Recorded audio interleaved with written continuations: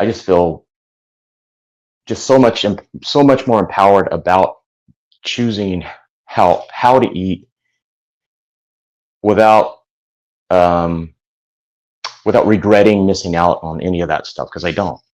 John, how did you find Carnivore? Well, I have to attribute it all to my youngest daughter, who's she's in her early 30s, and uh, she is a power lifter, and she does CrossFit. And I think through kind of networking with some of her fellow athletes, started hearing about it, um, and kind of told my wife and myself about it at the time. And that was about probably, I don't know, maybe a year and a half ago. And then my wife is a school teacher, so she's, you know, well versed in research and making sure that the data that's gathered is, quality data and not hyperbole and things like that. And so she found some really good information from some very reliable, believe it or not, um, medical doctors that, and I can't remember the names of these guys yet off the top of my head. I should have wrote some down, but that actually supported a carnivore diet as part of their. I think these guys were cardiologists, or at least one of them was. And of course, that's a very unpopular opinion to have in the medical industry. But and a few of them, a couple of these guys have written books. So at any rate, that's kind of where it started, and that was let's see, we really started going hardcore a year ago February, and um, I had already I'd had weight control issues, you know, since I was out of high school, and it wasn't so much that, well, it was that I was a food eater. I loved food of any kind almost. And in my email to you, um, I'm half Korean, so rice was a staple in the house, which is, huge starch and carbs. Um, and then on my dad's side, born and bred Texan, so it was nothing but gravies. And now that was probably closer to a carnivore diet, believe it or not, from Texas. A lot of meat, a lot of bacon, a lot of grease fat, but there were still, breads and stuff like that as well, beans and whatnot. Um, Probably about maybe 10 or so years ago, Dave, we actually got into the Atkins diet of all things, and I did pretty well on that. Um, the beast of this entire, especially Western eating um, is the carbohydrates, and of course, that, and everybody that has gone on this journey with carnivore, um, carbohydrates, sugars are, you don't understand until you try to break yourself out of it, the hold that it has. It's a drug, you know. Um, so when we did the Atkins thing, like I said, it did me very well. At my heaviest, I was pushing about 270 pounds, and I'm 5'9". Um, and I'm gonna move my phone for a second. I have a picture of probably me at my heaviest on my computer, and I just wanted to show you, if you can see it. That was me. That Oh, was me at my wow. Yeah, that was me at my heaviest.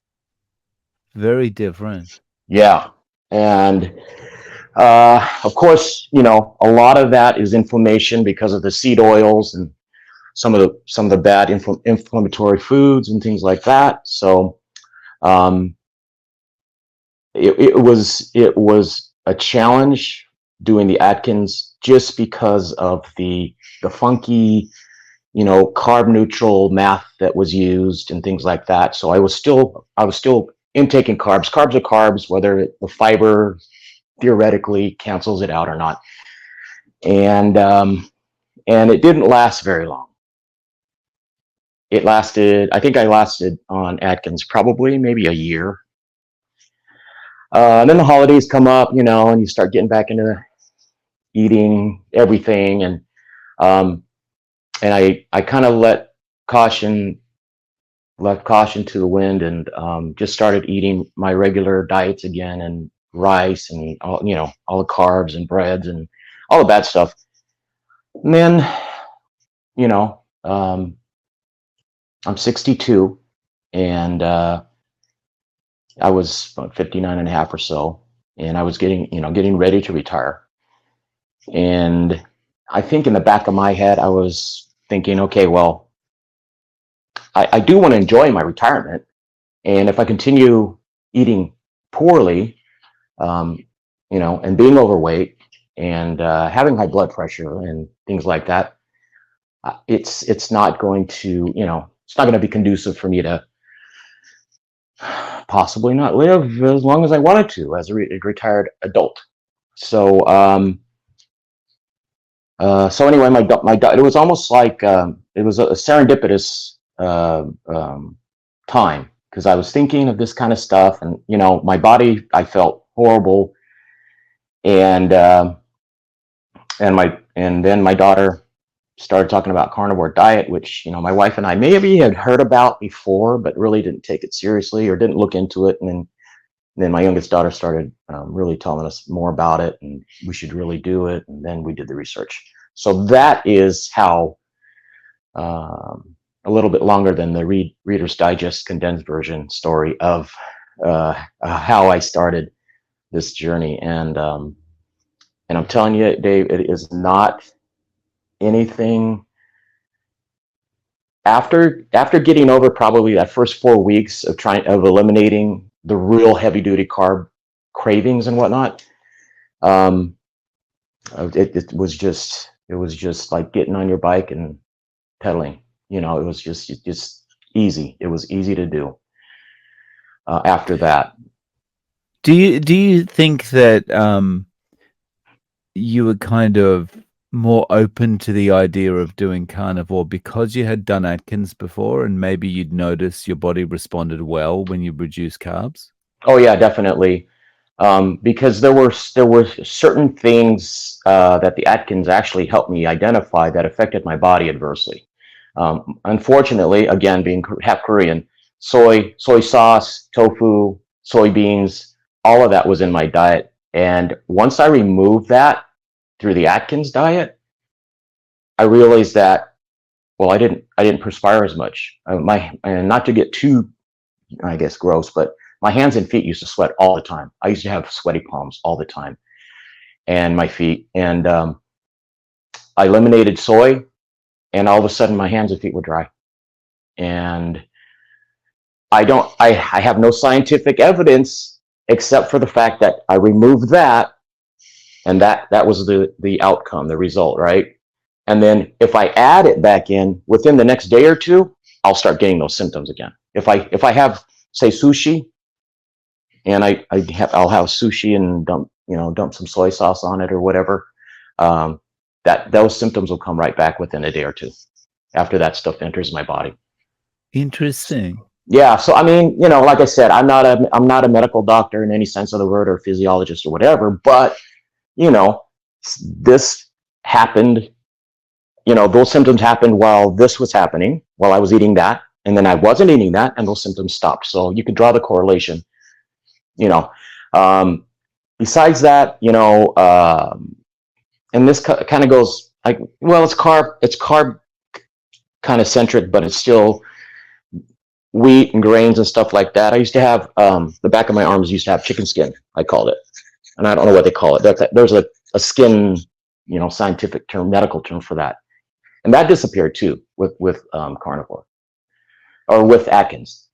And so I saw the results of Atkins, and I don't know what, I'm guessing because Atkins you were still allowed to have like some carbohydrates. I think that's where I wasn't empowered enough to sustain eating that way.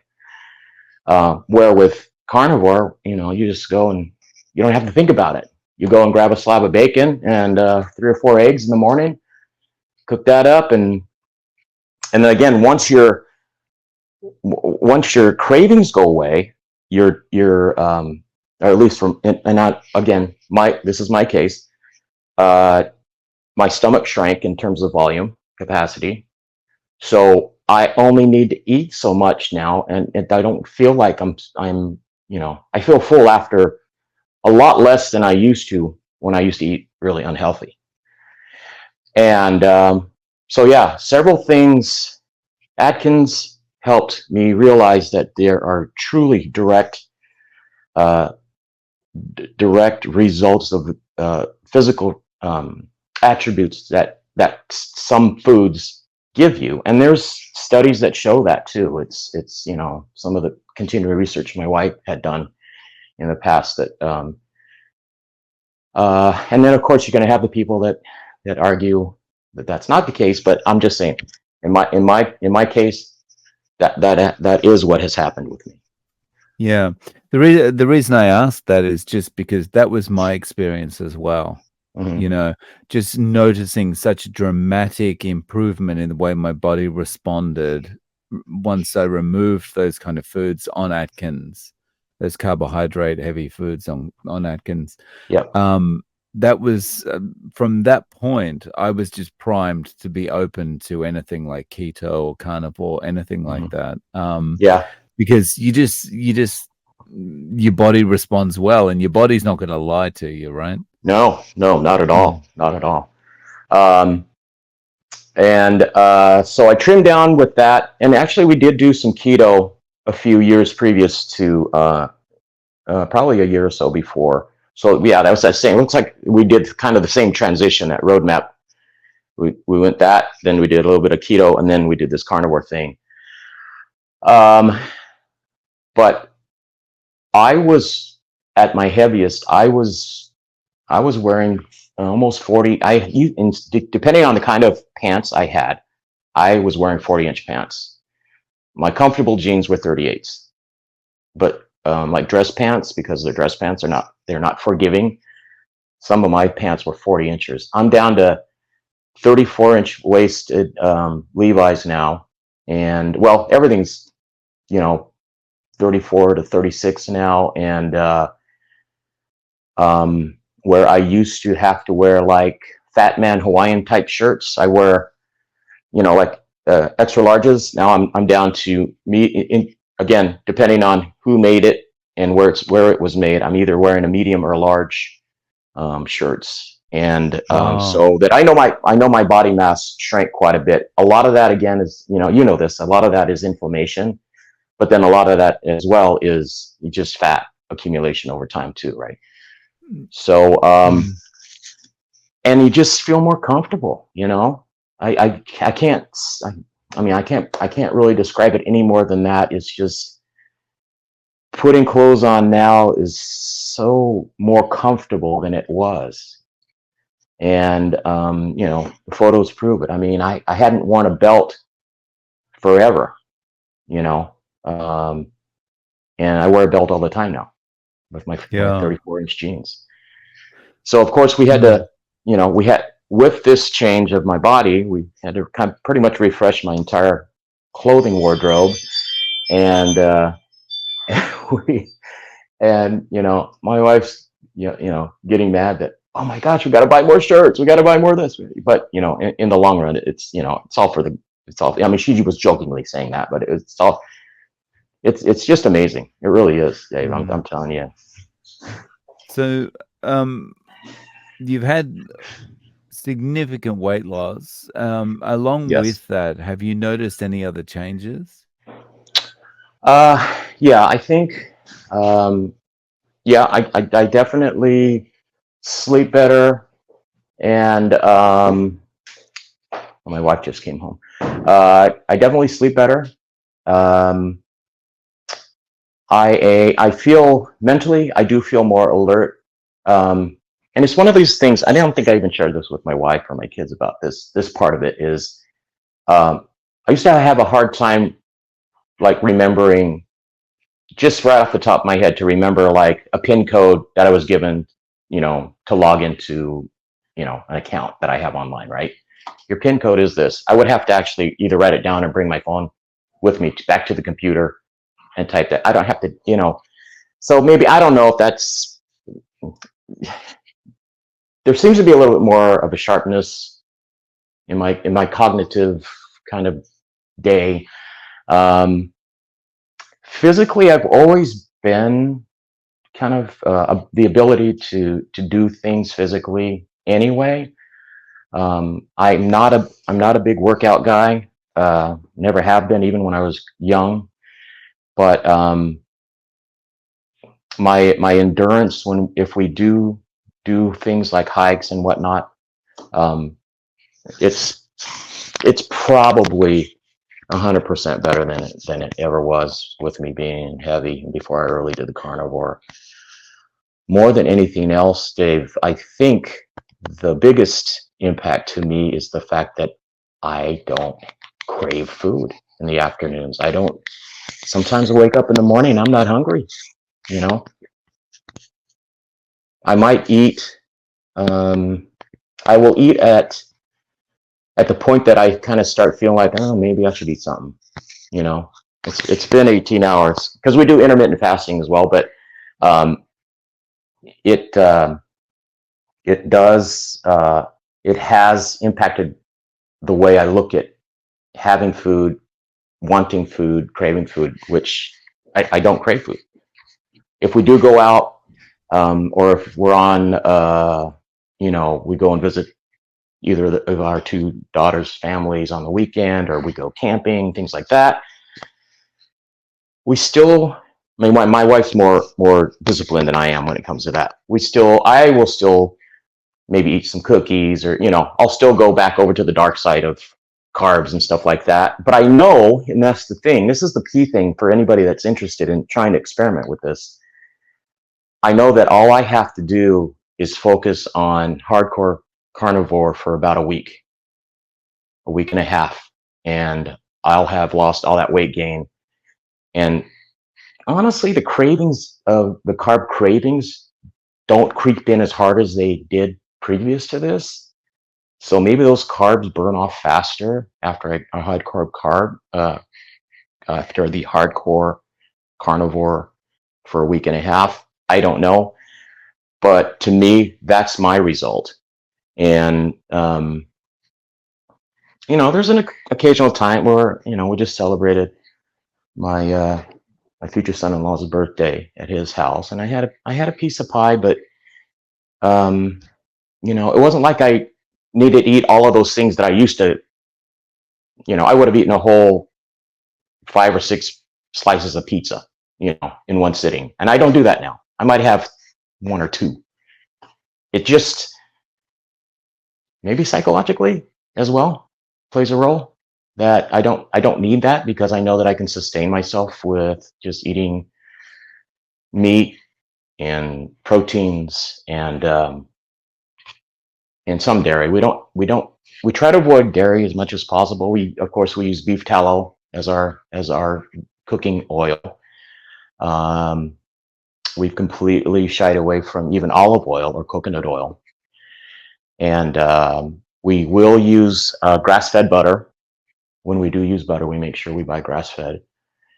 And but yeah, and where I live, Dave, in Central California, Central Valley of California, it's ag-centric. There's really a concentration of agriculture here.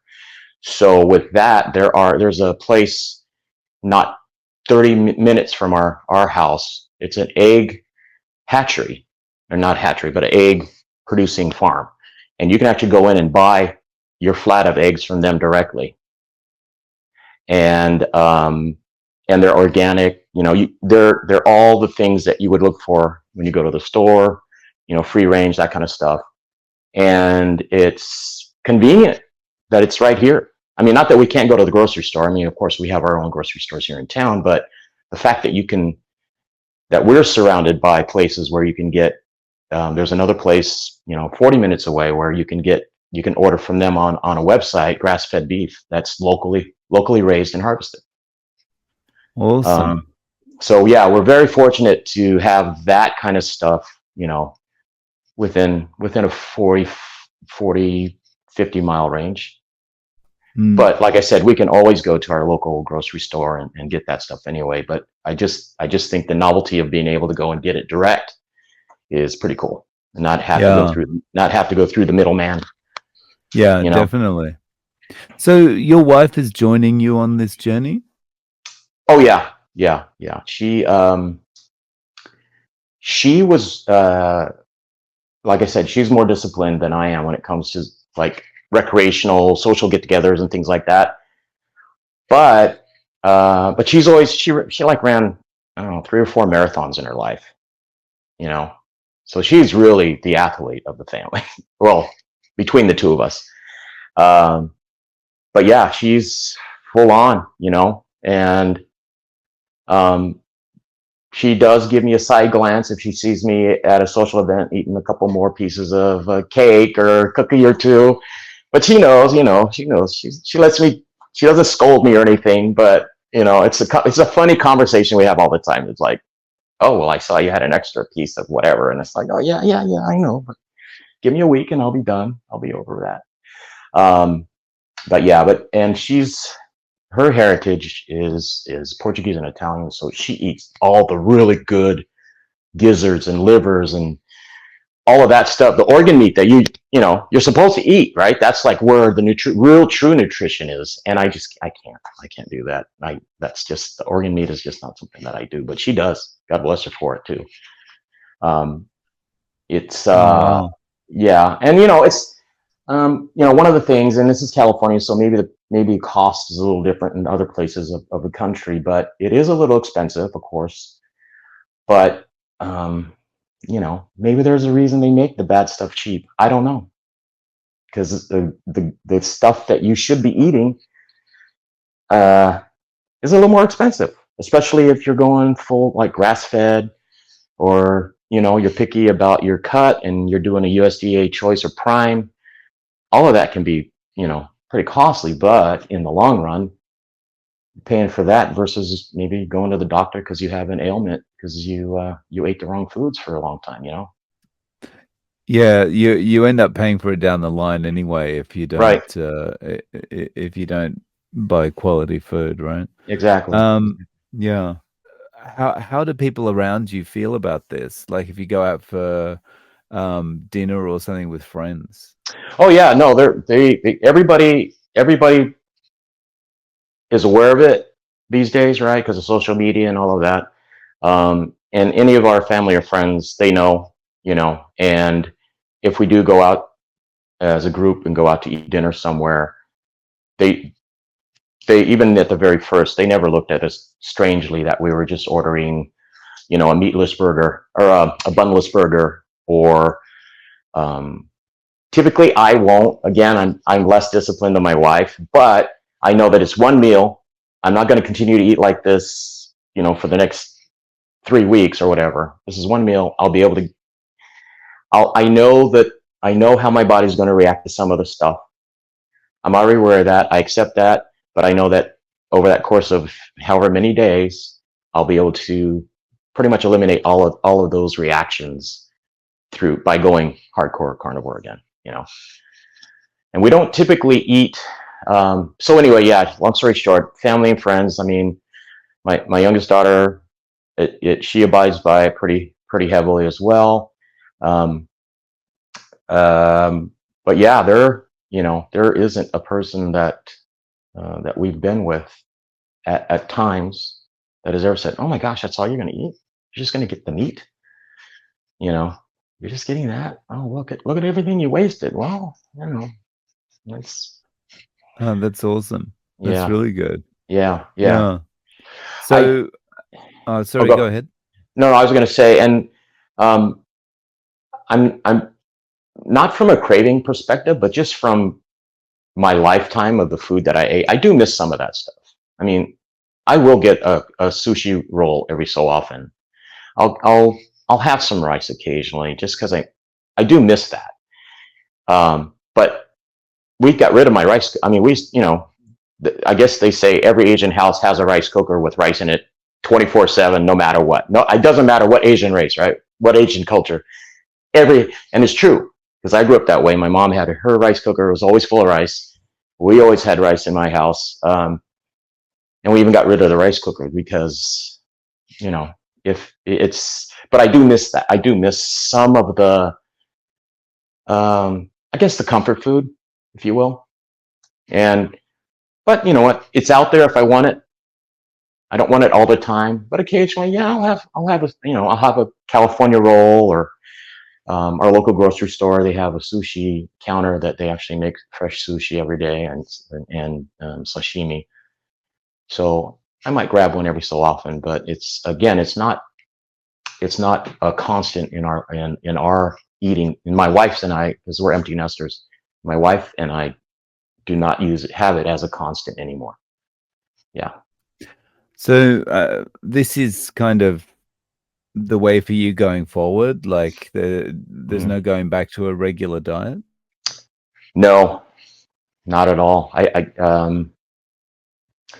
Our town is the town we live in is pretty small. We aren't really, the nearest big city is in both directions, is that have like really, like good restaurants and things like that. Not that we don't have good restaurants here in town, but like, some of the American chain restaurants, like BJ's or Texas Roadhouse, or, you name it.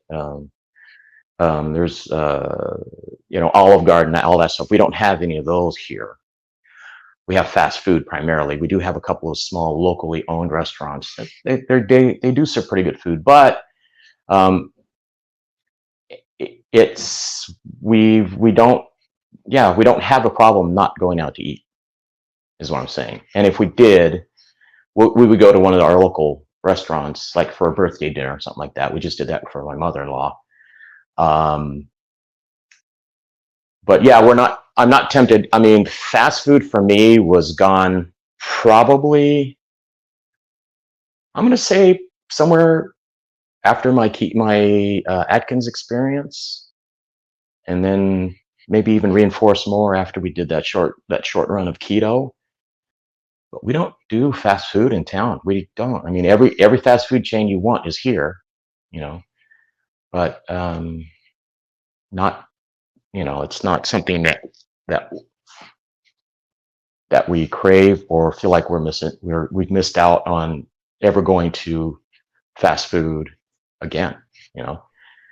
One of the other things, Dave, that we've done, and I don't know if it was a result of the carnivore research that my wife did, but anyway, just learning about the bad oils, the seed oils, and the inflammation to that, and then some of the vegetables that we grew up on that are full of oxalates and things like that, and some of the other not positive qualities of those vegetables. So we really avoid that completely. It's not something that I don't miss that part. I don't miss salads. I don't miss, having spinach. We used to have, before we started Carnivore, one of our big meals was a spinach salad with goat cheese and, steak strips. And the goat cheese and the steak strips were good, but it was the spinach that was bad, or the beets. And believe it or not, the beets, they do have healthy components to them, but they also have, and everybody's physiology is different, right? So everybody's body is going to respond differently to a certain extent, the way the studies have been written that we've read about. And I just feel just so much more empowered about choosing how to eat without regretting missing out on any of that stuff, because I don't. I know it's there if I want it. Like I said, I know I'll the bad stuff's there if I want to have it, but then I also know what that does to you. And then I think there was one report that we found that was, it takes gosh, don't, I hate the quote because it's probably wrong, but I think they said it takes up to a year for all of those any bad oil that you've ingested to actually fully eliminate from your body after you've avoided it. I can't remember 100% if that was the case, but it's a long time. It's not like just go for a month without bad oils and your body eliminates. It's like months. Mm. It's like several months. But I hope your subscribers don't knock me for saying that. I think that No, there is something out. There's a report study or something like that says something close to that. yeah, I remember seeing something like that. Yeah. You know, it puts you in a really empowering position to finally have this understanding of how nutrition affects your body and Yeah, be able to make those decisions for yourself rather than, because I mean, when you really look at it, we go through life, we just live day to day, and food wise, we're really out of control, right? yeah, yeah, yeah. You go down the grocery aisle. Now you're in Japan. I understand, right? So their grocery stores probably are quite different. But the American grocery stores, I'm sure you know, and you've heard or even seen if you've been here, um, they just line stuff like crazy. I mean, there are some quote unquote health food type chains that are out there that you just read some of the labels of some of the things, and it's just like, holy man, I'm not going to name any, but that's another thing that we learned, especially, I think, especially with the keto experience, was, man, we didn't read labels. All you need to do is read the labels and see what's, I mean, if your label is 2.5 paragraphs long of ingredients, that might be something you don't want to eat, right? So, and that plays along into that, into the carnivore thing, because if you're just getting meat, um, there's no labels to read except for the grade of beef, right? Um, other thing that we try to do, and it's hard, um, is to get uncured bacon and ham. Get it as clean as possible because there's nitrates and things like that. So that's another aspect that we kind of learned that, and it's not that much different. The other thing is, which is I think what also what keto taught us was, if you do have like a sweet fruit, like a strawberry or blueberries, um, used to be compelled to dip my strawberries in sugar, right? But after you remove that whole, your taste buds readjust to the natural sweetness. You don't need to sweeten your stuff. You don't need to sweeten those fruits that traditionally are naturally sweet, because especially our Western American, our American taste buds have been trained. I've been bombarded with just sweet food. When we eat sweets, it's just like super sweet. Um, you know, High fructose corn syrup is the worst example. And when I do have, if I do feel like I want to have a sweetened beverage, I make sure that it's actually pure cane sugar.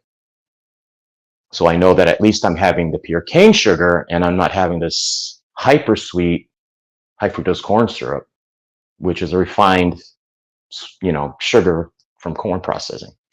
Yeah. Um, It, it's really interesting how your taste buds change like that. it, Like it a is. few months ago, my daughter likes to have freshly squeezed lemon juice. Okay. And a few months ago, I tried a sip of that lemon juice. You would never, I don't think you'd ever describe lemon as having a sweet taste. You know, the Right. thing you associate with lemon is sourness, right? Yeah. Yeah. Bitter. Um, Yeah. Tart. I cannot believe that sip of that lemon juice. I cannot believe how sweet that tasted. Yeah. It's just it was crazy. Like Yeah. no sourness about it at Mm-mm. all. No. And I guess that's just my taste buds have adjusted so much and are so sensitive to sweet taste. Yep.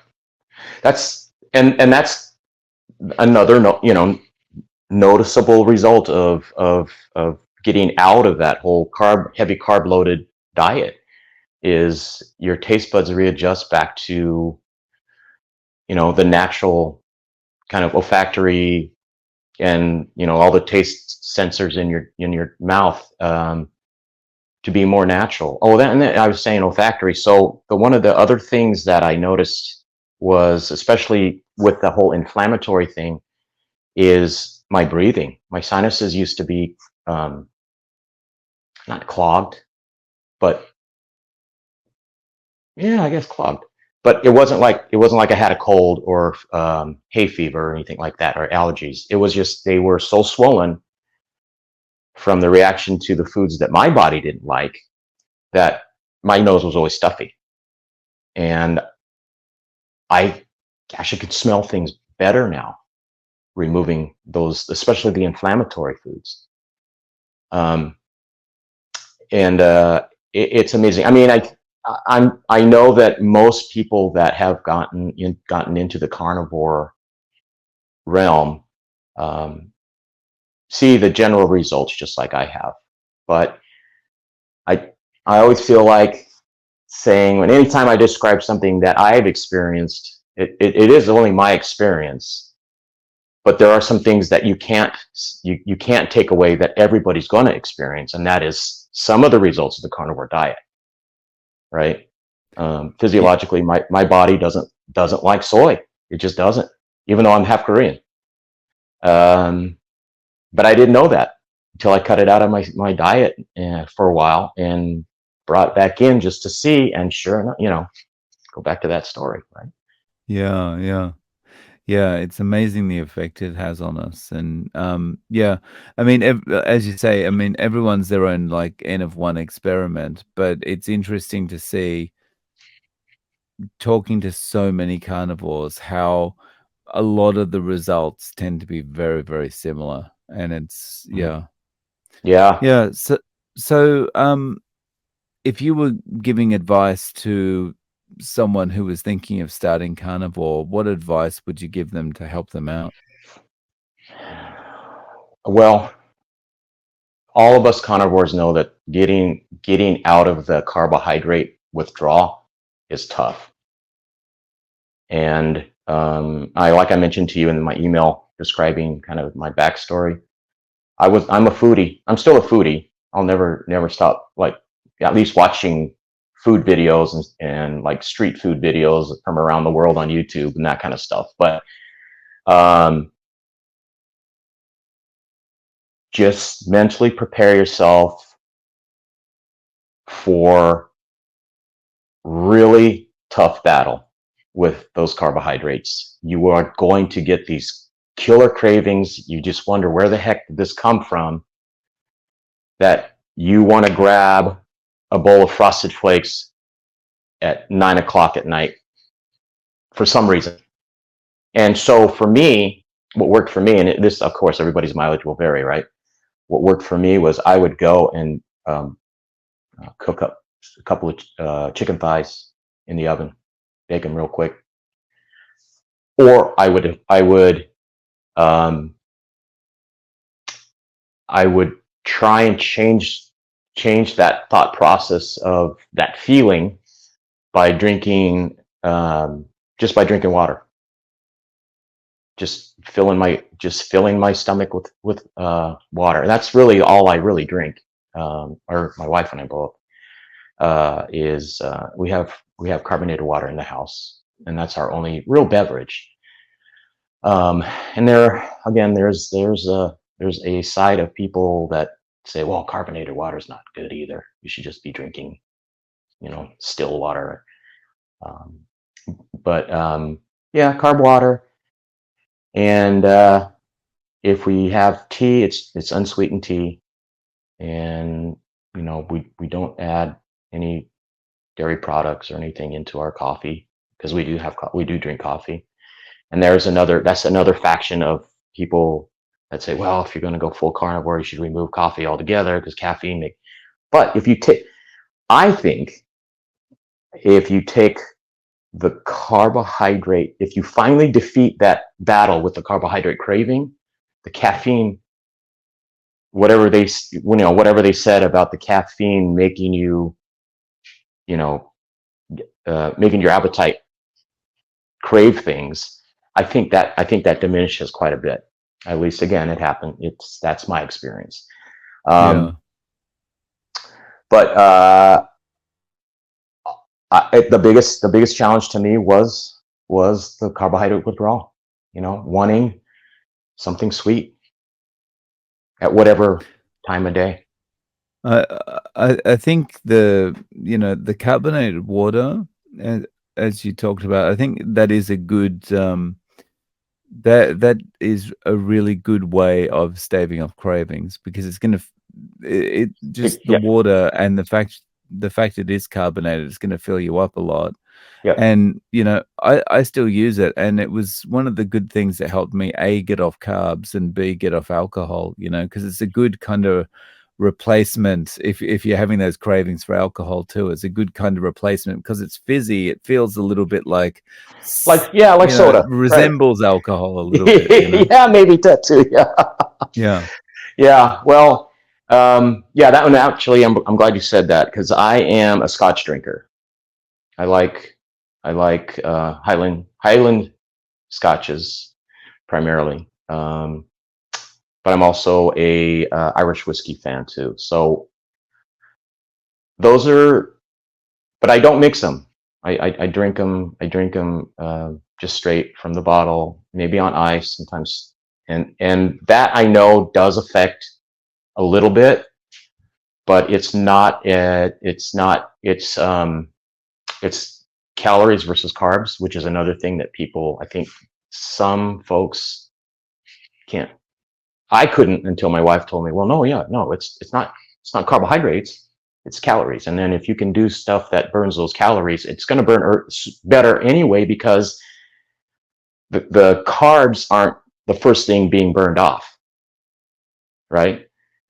It's actually going to be, the actual fat in your body that's going to be used for the energy versus the easy fuel of carbohydrates.